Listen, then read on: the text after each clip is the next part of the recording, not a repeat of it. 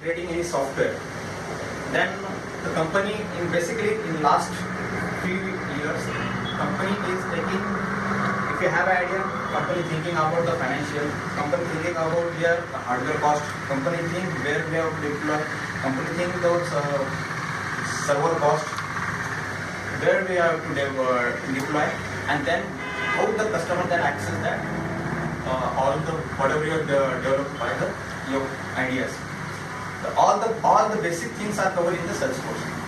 We only think, contact to the Salesforce, deploy, develop, and directly deploy to your customer and acquire your market. If you don't have that much growth in whatever you are selling or developing your software, if you don't